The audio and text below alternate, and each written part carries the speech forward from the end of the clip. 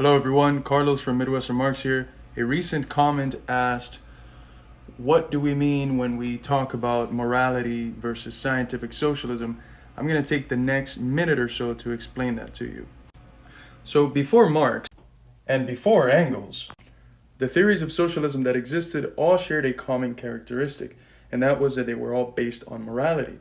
Whether from the standpoint of religion, Enlightenment thought, or republicanism, the socialism of the time was all inspired by a moral rejection of the effects that capitalism brought about.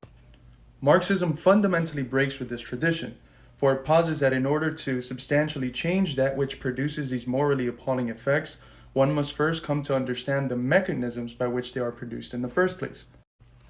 This means that calling out the immorality in things like homelessness, exploitation, colonialism, enslavement, etc., is insufficient without an understanding of the productive relations that lay at their root.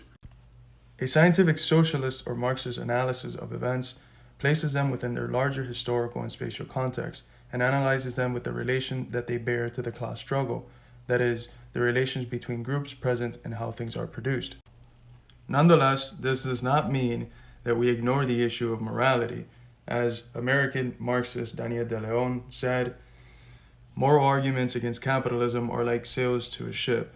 The sails help the ship move, but without the ship, the sails are as futile as moral arguments against capitalism without a scientific understanding of it.